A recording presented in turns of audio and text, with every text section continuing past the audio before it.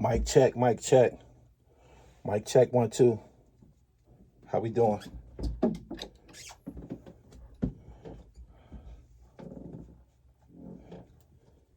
Got Nick in the building. If you tune into me, you're watching the Dribble by Gully TV, the most electrifying podcast online, brought to you by yours truly, Gully TV.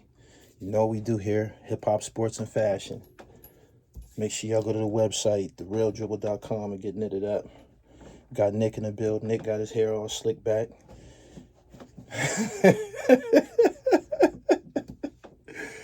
Oh, man. You ready? I can't do the dreads, but I don't want to cut my hair. So. You said you want to do dreads. No. I said I can't do the dreads. Why? I don't want it. Why? Because of professional shit? Not necessarily. I mean, I do work 2 other jobs other than this. Yeah. They wouldn't care. All right, well, go ahead. You straight. You rocking it like the father from Sugar Hill and shit. Romello them pops. You got the Romello going. It's the relax period before the braid. You know? I'm ready when you are, man. Yeah, let's get it. Subscribe to the channel, The Real Gully TV.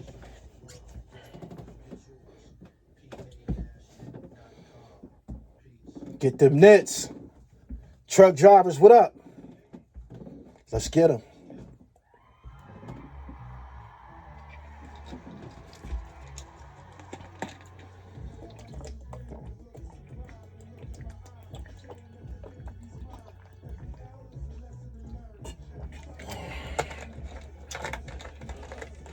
The hunger to win, the will to survive.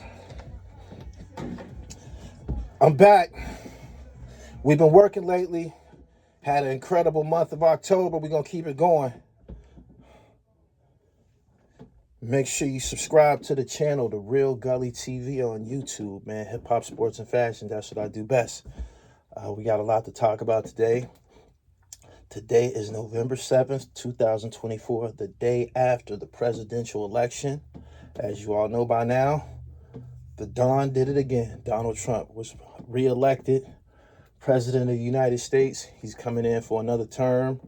I'm just sitting back, watching everything online. People fake acting like they upset and the world's going to come to an end and all this shit. We going to keep on thriving, man. Donald Trump ain't no different than the 55 presidents that came before him, man.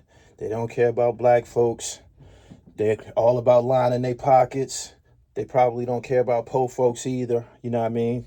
To take the stigma off of the, the racial overtones and shit.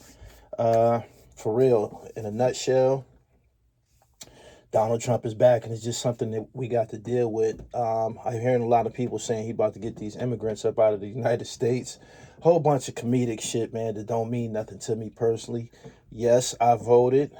I voted for Kamala Harris. I'm a Republican, but I voted for Kamala Harris. Only reason I voted for her because I had an incident with the IRS, and they manhandled me when I went to go file my taxes and shit. And not long after that, I started to pay a little bit more attention to politics, and I came into the information that Donald Trump is for lowering or removing taxes for millionaires and billionaires, and putting the burden on common folks.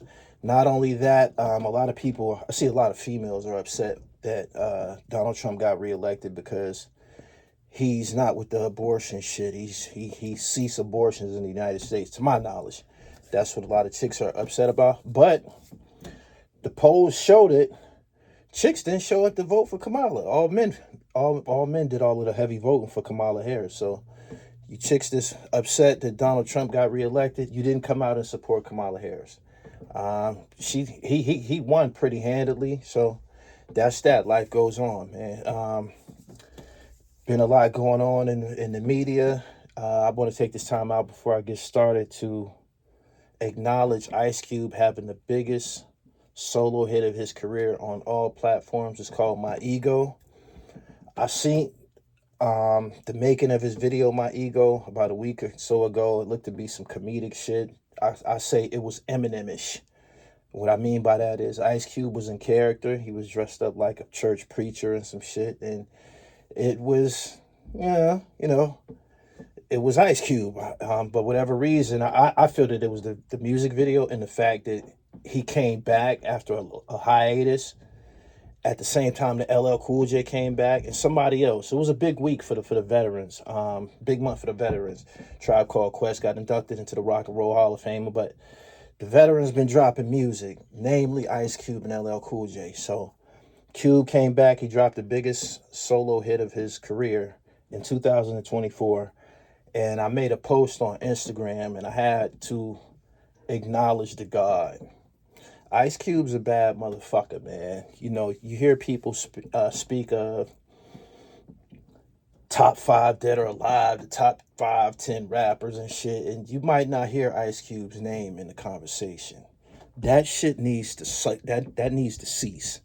Straight up. Ice Cube is a whale in this hip hop shit. He got an extreme fucking catalog, man. Like, he did so much. Ice Cube, rest in peace to Quincy Jones, by the way. Ice Cube is someone who could carry the flag for the next 50 years of someone like a Quincy Jones. Quincy Jones passed away at 91. Ice Cube is built in a similar catalog. When I read Quincy Jones' discography on my platform, Quincy Jones did The Wiz. Quincy Jones did Color Purple. Quincy Jones did The Fresh Prince of Bel-Air. Quincy Jones did Michael Jackson's Thriller. Quincy Jones did We Are the World. Quincy Jones worked with Ray Charles. He worked with Frank Sinatra. He worked with just so many people. He did so much shit. And when I think of Ice Cube and everything that I've seen, I grew up on Ice Cube. Everything that I've seen over the last 30, 40 years, I probably came in contact with Ice Cube. I know I was in elementary school when NWA came out. But everything that I've seen, from the time I first heard NWA, Ice Cube just went crazy. He went above and beyond as far as accomplishments. I started off with, what I did was I named a lot of his hits, mega hits that he had, you know what I'm saying? And I would start with Gangsta Gangsta with him and Eazy-E. Ice Cube was responsible for writing for Fuck the Police. He the first person you hear on that legendary song, Fuck the Police, coming straight from the underground. He did so much. The NWA shit, boom. Left NWA. Felt he wasn't being compensated right by Jerry Heller. Turned around, start battling NWA. He battling Easy, Dre, and MC Ren. He tearing their ass up. I lived through that shit. It was a good battle. NWA was fighting back. They couldn't fuck with him. He was tearing their ass up. He went solo. Dropped America's Most Wanted. Dropped the Death Certificate. Dropped the Predator. These is all, solo albums that he came out with. While this is all is going on, he makes his acting debut as Doughboy in the movie Boys in the Hood. The soundtrack from Boys in the Hood, smash hit, How to Survive in South Central is on there. Not to mention, he killed his role as Doughboy. I believe he's probably one of the first rappers that went off into acting and killed it. That was his first role. Boys in the Hood is classic. The Doughboy character is official. Lawrence Fishburne, Cuba Gooding Jr., all-star cast, flawless. Brought us Yo-Yo. Brought us the Lynch Mob. Brought us West Side Connection. Then he started doing movies. The Players Club. Friday. Brought us Chris Tucker. Ezel. He did so much with the Friday franchise. Players Club, another flawless movie. He had a great role in forget the name, man. Higher Learning. Incredible role in Higher Learning. Killed it. Incredible Thespian. Brought us all these legendary groups. And in the middle of it, he left the West Coast, started working with the Bomb Squad. That's, Public Enemy's production team. Hank Shockley and all of those guys. Ice Cube is one of the first conscious gangster rappers, in my opinion. And what I mean by that is his album Death Certificate. This came around the time when a lot of shit was going on the West Coast, a lot of racial profiling. Natasha Harlins was killed. Ice Cube made a song called Black Korea, talking about the racist Koreans that have the stores in the black community. He made the song Horny Little Devil, Be True to the Game. This is around the time when he started to interact with the Nation of Islam. I Attack and Make You Vomit, down with Khalid Abdul Muhammad. He just did so much. You dig what I'm saying? He did so much. And for him to drop the biggest song of his solo career in 2024 is insane. Not to mention he got the Big Three basketball league, something that rivals the NBA in the offseason. That was a creation of his. It's a hit. This nigga is like King Midas. Everything Ice Cube touched turns to fucking gold. You dig what I'm saying? And I listed a bunch of songs to support my claims about him being one of the top five. I'm putting him in the top five. You can't mention the top five rappers without Ice Cube. I feel the top five should be geographically correct, meaning probably an MC from the South, Scarface, an MC from the West Coast, Ice Cube, as well as the MCs from the East Coast. You got Hand of the Dead Body with Scarface. You got Gangsta with Eazy-E. You got Colorblind. You got A Gangsta's Fairy Tale. You got Today is a Good Day. Check Yourself with Das Effects. I'm stumbling right now, but I put a list on my Instagram page. Make sure you follow me on IG at IamGullyTV_. And you'll see I put about 12 reference tracks that you can go listen to for yourself.